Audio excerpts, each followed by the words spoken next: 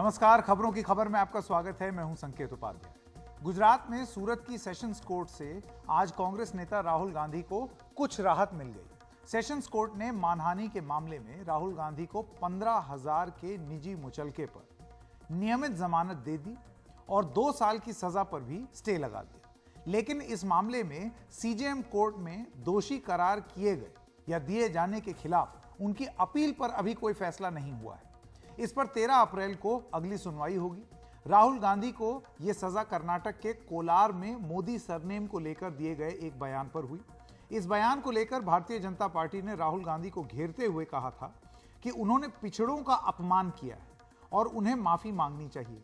लेकिन राहुल गांधी ने इस मामले में माफी नहीं मांगी और सूरत की कोर्ट में उन्हें मानहानि का दोषी ठहरा दिया। एक तरफ जहां बीजेपी ने ओबीसी के अपमान के मुद्दे पर राहुल गांधी को घेरने की कोशिश की है, तो उधर कई विपक्षी दलों ने इससे और इस पूरे मुद्दे में एक काट निकालने की कोशिश की है। तमिलनाडु के मुख्यमंत्री MK Stalin all India Federation for social justice उन्होंने ये बनाया है, जिसकी आज पहली कॉन्फ्रेंस हुई। इस कॉन्फ्रेंस में तमाम विपक्षी दल मौजूद हैं और उन्होंने अब मांग की है कि सरकार अगर वास्तव में ओबीसी की इतनी चिंता करती है और उनकी आर्थिक और सामाजिक हालात का पता करना चाहती है, तो उसके लिए कास्ट सेंसस क्यों नहीं लेकर के आती। विपक्षी दलों का यह कहना है कि सामाजिक न्याय के लिए कास्ट सेंसस यानी कि जातिगत जनगणना बहुत जरूरी है।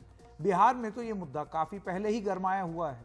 वहां की नीतीश सरकार कास्ट सेंसस करवाने जा रही है। विपक्ष की दलील यह है कि 1931 के बाद यानी कि हिंदुस्तान की आजादी से पहले 1931 सेंसस के बाद भारत में कास्ट सेंसस हुआ ही नहीं। ऐसे में संसाधनों का बंटवारा एक बहुत ही पुराने आधार पर हो रहा है, जो बिल्कुल ठीक नहीं है। अगर संसाधनों का उचित बंटवारा करना है तो कास्ट सेंसस आज के हिसाब से होना चाहिए। उसी से पता चलेगा कि ओबीसी कितने हैं, एससी कितने हैं, एसटी कितने हैं। कास्ट के हिसाब से डिवीजन होगा और फिर आप संसाधन का बंटवारा कर सकते हैं। जबकि केंद्र सरकार जातिगत जनगणना कराए जाने के खिलाफ दिख रही है। राष्ट्रीय स्तर पर विपक्षी दलों को एकजुट करने की तेज होती कवायद के बीच तमिलनाडु के मुख्यमंत्री और डीएमके के अध्यक्ष एमके स्टालिन ने महाराष्ट्र सदन में सोशल जस्टिस यानी सामाजिक न्याय के मुद्दे पर एक राष्ट्रीय कॉन्फ्रेंस का आयोजन किया और इस बैठक को कई मुख्यमंत्रियों ने एड्रेस किया। इसमें झारखंड के मुख्यमंत्री हेमंत सोरेन भी शामिल हुए, राजस्थान के मुख्यमंत्री अशोक गहलोत शामिल हुए, बिहार के उप मुख्यमंत्री तेजस्वी यादव भी इस बैठक में शामिल हुए, उन्होंने भी इसको एड्रेस किया। इसके अलावा समाजवादी पार्टी के राष्ट्रीय अध्यक्ष अखिलेश यादव ने भी इस बैठक को एड्रेस किया। सीपीआई सीपीएम के महासचिव भी शामिल हुए और इसमें एक मुद्दे पर जो सहमति बनी कि देश में सामाजिक न्याय की जो व्यवस्था है, जो आर्थिक असमानता बढ़ रही है, उसको एड्रेस करने के लिए ये बहुत ज़रूरी है कि राष्ट्रीय स्तर पर एक कास्ट सेंसस यानी जातिगत जनगणना कराई जाए। कई ओबीसी समुदाय के जो नेता इस बैठक में शामिल हुए, उन्होंने ओबीसी समुदाय के लिए विशेष तौर पर कास्ट सेंसस कराने का सवाल उठाया और कहा कि मौजूदा परिस्थिति में जो सामाजिक कल्याण की योजनाएं हैं, उनका आवंटन बेहतर तरीके से हो सकता है अगर पहले ये पहचान किया जाए कि देश में जो जातिगत अभी स्थिति है, जो कास्ट सेंसस कराकर जो अलग अलग कास्ट कम्युनिटीज़ की जो पॉपुलेशन है, परसेंटेज है, उसके आधार पे रिसोर्सेज का एलोकेशन होना चाहिए, क्योंकि 1931 के बाद देश में कोई कास्ट सेंसस नहीं किया गया है। आपको ये बता दें कि केंद्र सरकार ने 23 सितंबर 2021 को सुप्रीम कोर्ट में एक हलफनामा दाखिल कर सामाजिक आर्थिक जातिगत जनगणना कराने से इनकार कर दिया। केंद्र सरकार की ओर से कहा गया कि जातिगत जनगणना व्यवहारिक नहीं है और प्रशासनिक तौर पर जटिल और मुश्किल है। यह हलफनामा महाराष्ट्र की तत्कालीन उद्धव ठाकरे सरकार की ओर से दाखिल एक याचिका पर दिया गया, जिसमें सरकार से मांग की गई कि वो 2021 की जनगणना में ग्रामीण भारत से पिछड़े वर्ग के लोगों से जुड़े हुए आंकड़े भी जुटाए। याचिका में यह मांग भी की गई कि 2011 की जनगणना के दौरान जुटाए गए सामाजिक आर्थिक जातिगत जनगणना के आंकड़े भी सार्वजनिक किए जाएं। तत्कालीन यूपीए सरकार ने 2011 में जनगणना में ये आंकड़े जुटाए थे, यानी कि कहने का मतलब यह है कि 1931 के बाद 2011 में उस समय की यूपीए सरकार ने कास्ट सेंसस यानी कि जातिगत जनगणना कराया था। लेकिन सरकार ने तब इसकी जानकारी साझा नहीं की, यानी कि यूपीए सरकार ने नहीं की। तो जाहिर सी बात है, एक उम्मीद ये जगी होगी कि अब मोदी सरकार ने कर दिया होगा, या फिर इस समय की जो सरकार है वो इस सर्वे को रिलीज कर दे। लेकिन 26 जुलाई 2022 को गृह राज्य मंत्री नित्यानंद राय ने लोकसभा में एक लिखित जवाब में कहा कि सामाजिक न्याय और आधिकारिकता मंत्रालय ने यह जानकारी दी है उनको कि इस मौके पर जातिगत जनगणना का आंकड़ा जारी करने का कोई प्रस्ताव नहीं है। ऐसा क्यों हो रहा है कि सरकारें यह आंकड़ा ही शेयर नहीं करना चाहती? आपको यह बता दें कि सरकार ने सितंबर 2021 में, जैसे कि अभी थोड़ी देर पहले हमने आपको बताया, सुप्रीम कोर्ट में यह माना था कि 130 करोड़ भारतीयों की जातिगत आंकड़ा सामाजिक न्याय मंत्रालय के पास है, लेकिन इस आंकड़े में काफी खामियां हैं। इसीलिए नीति आयोग के तत्कालीन उपाध्यक्ष अरविंद पनगरिया की अध्यक्षता में एक एक्सपर्ट कमेटी बनाने का फैसला किया गया था, लेकिन कमेटी के बाकी सदस्यों को तय नहीं किया जा सका, इसलिए कमेटी कभी बैठ ही नहीं पाई। लिहाजा जातिगत जनगणना के आंकड़ों को समझकर उसे व्यवस्थित और ठीक तरीके से प्रकाशित करने का काम अभी तक नहीं हो पाया है। आंकड़े भले ही कच्चे हों, लेकिन यह मुद्दा अब सियासत की रोटियां पकाने के लिए काफी। क्या यह हकीकत नहीं है कि राहुल जी, आपने ओबीसी, अदर बैकवर्ड क्लास, जो हमारे पिछड़े वर्ग हैं, उस जाति में आने वाले हिंदुस्तान के तमाम लोगों के लिए आपने जाति सूचक शब्द का प्रयोग किया।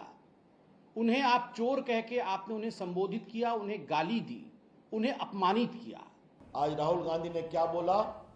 उनका कमेंट था, मैं सोच समझकर बोलता हूं। तो राहुल गांधी ने 2019 में जो बोला था वो सोच समझकर बोले थे। मैं उन्हीं की बात को कोट कर रहा हूं। और उन्होंने क्या कहा था?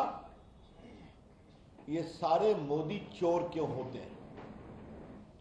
मोदी बिहार, पूर्वी भारत, पश्चिम भारत में पिछड़े और अति पिछड़े समाज से आते हैं, सबसे बड़ी संख्या। मैं समझता हूँ सामाजिक न्याय का मुद्दा जरूरी है और उसके बारे में चर्चा होनी चाहिए। जाति जनगणना से क्यों ये सरकार भाग रही है? जो सरकार डिजिटल इंडिया की बात करती है, टेक्नोलॉजी के इतने आगे पहुंच जाने की बात करती है, वो कास्ट सेंसस नहीं करा सकती। कास्ट सेंसस कराने में क्या दिक्कत है? इस देश में किस जाति के लोग कितने रहते हैं, उसके आधार पर आप उनको न्याय दे पाएंगे। ओबीसी की जनगणना क्यों नहीं, जातिगत जनगणना क्यों नहीं हो रही? तो मैंने तो अपने दल की ओर से कॉल भी दिया, if no caste census then there should be no census. सीधी सी बात, क्योंकि आंकड़े आपको चाहिए। नीतियां कैसे बनाओगे भाई? पॉलिसी फ्रेमवर्क कैसे डेवलप करोगे? मतलब आप ऐसे ही अंधेर नगरी बना करके सुरमा बेचते रहोगे? ये नहीं होना चाहिए। उसी संदर्भ में आज बातचीत थी, व्यापक सहमति बनी है, रेजोल्यूशन भी एक अडॉप्ट किया जाएगा। और ये जो घड़ियाली आंसू बहाते हैं ना ओबीसी के नाम पर, ये सब एक्सपोज होंगे और एक्सपोज हो रहे हैं धीरे धीरे। तो बीजेपी का नहला यह था कि राहुल गांधी ने ओबीसी का अपमान किया है मोदी सरनेम वाला कोलार का बयान दे करके। वहीं विपक्ष का दहला तो नहीं है ये कि अगर केंद्र सरकार से वो ये सवाल पूछें कि अगर आप ओबीसी के इतने हितैषी हैं तो करा दीजिए कास्ट सेंसस, पता चल जाए कि आप कितने हितैषी हैं या क्या नीति बना रहे हैं, किसकी रणनीति ज्यादा कामयाब होगी। आइए इस पर बहस करते हैं। आलोक वत्स राजनीतिक विश्लेषक हैं, नवल किशोर प्रवक्ता हैं आरजेडी के, मानव जायसवाल प्रवक्ता टीएमसी और प्रोफेसर गोवर्धन दास जेएनयू के प्रोफेसर। आप सब लोगों का बहुत बहुत स्वागत। आलोक वत्स, सबसे पहले आपसे शुरू करें, करा डालिए सेंसस। सवाल यही पूछा जा रहा है कि अगर आप ओबीसी के, पिछली जातियों के, अति पिछड़ों के इतने हितैषी हैं तो सेंसस क्यों नहीं करा रहे? देखिए संकेत जी, 2011 में इस तरीके की कवायद हुई थी, लेकिन उसमें इतनी त्रुटियां थी कि उसको सार्वजनिक आज तक नहीं किया गया। और यह सही है कि इस कवायद को करने में ये बहुत आसान काम नहीं है कि गांव-गांव तक पहुंचकर सही आंकड़े निकाल लेना, क्योंकि जो व्यवहारिक पक्ष है कि कोई एक स्कूल शिक्षक इस सबको ये काम दे दिया जाता है, वो चबूतरे पर बैठ के जाता है, वहीं से अपना सारा कुछ लिख लाख के दे देता है। उसका कोई मतलब नहीं रहता है कि पर वो आलोक कितना जी एक बात प्रामाणिक। बताइए, ये तो फिर जो जनगणना है उसके लिए भी ये चीज कही जा सकती है कि हाँ, कोई तो भी कुछ भी जनगणना लिख के के बारे चला में है। भी मैं कहूंगा कि वो बिल्कुल सही जनगणना नहीं होती है, वो अप्रोक्सीमेट होती है। जो व्यवहारिक पक्ष है उस पर मैं बोल रहा हूं कि मैंने देखा है, स्वयं अनुभव किया है कि जो लोग जाते हैं इसको करने, उनको घर घर जाना चाहिए, घर घर कोई नहीं जाता है। पर इसका और इसका रही देखिए, बात इसका असर कि ये नहीं होना बीजेपी चाहिए पर कि कुछ नहीं, भी ना हो। ये बीजेपी पर जो बार बार आरोप लगता है कि हम जातीय जनगणना, ये जातीय जनगणना के खिलाफ है, ये बिल्कुल गलत है। ठीक है, नवल किशोर जी, जातीय जनगणना के आरजेडी के खिलाफ नवल कभी नहीं किशोर जी भी हमारे साथ हैं। मैं आपसे ये जानना चाहता हूं, ये कहीं विपक्ष का दहला तो नहीं है राहुल गांधी के ऊपर उनका एंटी ओबीसी होना, इस चीज को लेकर के जो हमलावर थी बीजेपी, और पूरे विपक्ष के लिए ये बोला जाता था कि ये कोalition ऑफ करप्ट हैं, यानी कि सारे भ्रष्ट लोगों का गठबंधन है। तो क्योंकि वहां पर ओबीसी की बात हुई तो यहां पर आपने भी एक कार्ड खेला। देखिए, कोलिशन ऑफ करप्ट है कि collection of corrupt in one party है, ये तो देश की जनता देख रही है। जहां तक ओबीसी का बात है, देखिए ओबीसी के विषय में 2011 जनगणना के पहले भी जिन्होंने बात रखी थी उसमें गोपीनाथ मुंडे भी थे, भाजपा के थे। उन्होंने ऑन रिकॉर्ड पार्लियामेंट में क्या कहा था कि अगर जनगणना नहीं होती है इस जनगणना में तो फिर ओबीसी के खिलाफ अन्याय अगले 10 साल तक के लिए टल जाएगा। पहली बात। दूसरी बात, आप कहते हैं कि जो आंकड़ा लिया गया 2011-12 में उसमें त्रुटियां हैं, तो आप ही के दल से जब सरकार में नहीं थे, सरकार में आए तो राजनाथ सिंह ने क्या कहा, ऑन द फ्लोर कहा कि 2018 में इसको जारी किया जाएगा। अब आप एकाएक आकर कहते हैं कि नहीं ये जनगणना हो ही नहीं सकता है। चलिए, ये आप बोल रहे हैं। दूसरी तरफ आप देखिए कि बीजेपी में बिहार एक खास दबाव में, बिहार में भाजपा एक खास दबाव में दो दो बार सर्वसम्मति से जो पारित हुआ सदन से, उसमें कहा कि जातीय जनगणना होगी। जातीय जनगणना के लिए जो शिष्टमंडल दिल्ली में आता है, माननीय प्रधानमंत्री नरेंद्र मोदी जी से मिलता है, उसमें भी भारतीय जनता पार्टी आती है। इसके बावजूद भी जो केंद्र सरकार मना करती है कि नहीं ये जनगणना नहीं होगा, तो इसका मतलब है कि ओबीसी विरोधी कौन है ये तो आपको पता है। जहां तक आप कहते हैं कि सही आंकड़े मिल सकते हैं, नहीं मिल सकते हैं, अरे सही आंकड़े के विषय में चर्चा हो सकती है कि कितना सही है और कितना गलत है, लेकिन सबसे बड़ा सवाल है कि बिना आंकड़ों के कैसे हम जानेंगे। जो भी आंकड़े आते हैं, आपने तो यह भी कह दिया कि सेंसस भी सही नहीं है, व्यवहारिक पक्ष से लगे हैं, तो ये आपका मत है, लेकिन आंकड़ों के हिसाब से ओबीसी की जानकारी आपको लगता है, एक सेकंड, मैं यहाँ पर प्रोफेसर गोवर्धन दास के पास आना चाहता हूँ। एक आरोप ये लगाया जाता है प्रोफेसर दास केंद्र सरकारों पर कि ये जनगणना इसलिए नहीं कराया जा रहा है क्योंकि अगर इसके आंकड़े सामने आ गए, प्रस्तुत हो गए, तो उसमें ऐसी चीजें पता चलेंगी, कौन सी जाति कितने प्रतिशत है उसके बारे में ऐसी जानकारियां पता चलेंगी कि बाद में फिर वो जातियां ही उठ खड़ी हो जाएंगी कि हमारी तादाद इतनी थी और आपने क्या पॉलिसी बनाई, और इसी डर के मारे नहीं हो रहा है। अच्छा, तो आपका क्वेश्चन ये खत्म हो गया तो मैं जवाब देना चाहूंगा।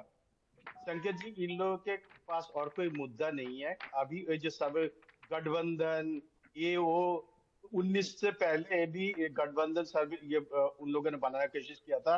वो जो बंगाल के कलकत्ता पे खड़ा होकर 25 लोगों का इन लोगों ने सब ये आके हम लोग ने देखा था।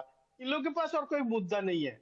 अभी आप बोल रहे हैं जाति के ऊपर निर्भर करके इसका गणना होनी चाहिए, तो 60 साल के ऊपर कांग्रेस ये राज किया क्यों नहीं है? ये 2011 साल में जब किया तो भी उन लोगों ने डिक्लेयर किया नहीं है, क्योंकि कांग्रेस कोई चीज एक चीज जो ठीक से नहीं कर पाता है, और जहां करता है सब तो ये सारे क्या करता है, ये पानी मिला देता है उसमें, सारे करप्शन के ऊपर करप्शन ही करता रहा है। और हमें अभी जाति के ऊपर क्यों डिवाइड करना चाहते हो आप लोग? क्यों करना चाहते हो आप लोग? नहीं, देखिए बात ये हो रही है ना कि आपने राहुल गांधी को बोला वो एंटी ओबीसी हैं, आपने राहुल गांधी को बोला एंटी ओबीसी हैं, तो अब समूचा विपक्ष कह रहा है कि आप ओबीसी हितैषी बन जाइए। अच्छा, आप कास्ट सेंसस करा दीजिए। मिस्टर संकेत जी क्या कहता है, नंबर ऑफ ये गणना नहीं हुआ तो इसीलिए आपका राइट है जो किसी को अपमान करना, किसी के ऊपर ये इंसल्ट करना आपका। ठीक है, मानव जायसवाल के पास में आना चाहता हूँ, टीएमसी के मानव जायसवाल। आपको लगता है कि ये, एक सेकंड, जैसे अंग्रेजी में कहा जाता है कैच 22 सिचुएशन, बहुत बात बोली ओबीसी विरोधी होने की विपक्ष की, तो अब विपक्ष ने ये बोल दिया कि चलो सेंसस करा दो, दिखा दो कितने हितैषी हो। संख्या जी, पहले तो सभी को नमस्कार है, आपके माध्यम से पूरे देश को राम राम। हाँ जी नमस्कार। देखिए ये जो बीजेपी की जो सरकार है ना, ये बहरूपी सरकार है, ये बार बार ये सिद्ध करता है। जहां तक राहुल जी की बात है, वो उनका टिप्पणी थी, उनकी स्टेटमेंट थी, वो कौन से क्लैन के बारे में बात कर रहे थे, किसने PIL दाखिल करी, जिनको तकलीफ हुई, क्या वो सच में ओबीसी में है कि नहीं, ये चिंतन का विषय है। लेकिन बड़े प्रतिपक्ष में देखा जाए कि क्या हो रहा है। आज बंगाल में भी बहुत सारे शेड्यूल ट्राइब सर्टिफिकेट्स लोगों को दिए जा रहे हैं, जो है, जो सच में शेड्यूल कास्ट शेड्यूल ट्राइब में आते हैं। लेकिन ये जो केंद्र वाली जो सरकार है ना, अभी अजीब सा मुहिम इन्होंने चला रखा है, ये सर्टिफिकेट्स कैंसिल कर रहे हैं। और जो बच्चे पढ़ के, उनकी जो सुविधाएं उनको हमारे संविधान के द्वारा मिली है, जितने भी आर्टिकल्स के द्वारा मिली है, वो काम में जा रहे हैं और काम करने की उनको मिल रही है परमिशन। लेकिन जब ये वापस आ रहे हैं तो देखिए सर्टिफिकेट कैंसिल कर दी जा रही है। ऐसी जटिल बाधाएं ये अपने सामने ला रहे हैं, जो बच्चों के लिए काफी तकलीफ हो सकती है। ग्रामीण इलाके में रहते हैं। एक एक करके देखिए, बहस नहीं, सब लोगों को अपनी अपनी बात रखने का मौका। बंगाल के बारे में आता पता नहीं है, क्यों बुला रहे हो ऐसे लोगों को? ये आदमी कहां से आ गया है? नहीं, इस तरीके से, एक सेकंड प्रोफेसर दास, ऐसे बहस नहीं होगी। आप किसी को इस तरीके से बदतमीजी से नहीं पेश आएंगे, वो अपनी बात खत्म कर लें। जायसवाल जी, मैं आपसे ये पूछना चाहता हूँ, कास्ट सेंसस क्यों जरूरी है? 2023 है, मैं बता रहा हूँ। सरकार कहती है कि पहले वो तरीका हम अपना लें, उसके बाद गलत सेंसस करा के क्या फायदा? बिल्कुल, मैं वही बोलना चाहता हूँ। आज हम 2023 में हैं और ये सरकार ढिंडोरा पीटती है, हम डिजिटल इंडिया में मैपिंग हो गई है। कांग्रेस की एक बहुत बड़ी देन शायद मैं मानता हूँ, जो है आधार कार्ड। जब जो ये आज जो सरकार में जो वो गालियां देते थे, आज आधार ही पूरे देश का आधार हो चुका है। जब हर व्यक्ति के पास आधार है, जब उनके फिंगरप्रिंट्स आप ले चुके हैं, जब उनके डेटा को आप पैन से जोड़ रहे हैं, तो कितना लगेगा? अब वो समय भी नहीं रहा कि भाई आप छत पे बैठे हैं और 4 किलोमीटर दूर जाके आपका हो रहा है सेंसस, आपको पता नहीं चलेगा। अरे भाई, आपके पास मोबाइल है, GPS एक्टिवेटेड है, इसको यूज करिए। तकनीक का इस्तेमाल करके ये बिल्कुल किया जा सकता है, ये बात बोल रहे हैं। लेकिन अब ये देखना होगा कि राजनीतिक गलियारों में, आप सब लोगों का बहुत बहुत धन्यवाद, राजनीतिक गलियारों में अब ये बात कितनी आगे जाएगी कास्ट सेंसस की, और 2024 के चुनाव में इसकी गूंज कितनी होगी। क्योंकि देखिए, अब तो सब सिंहासन 24 का खेला है।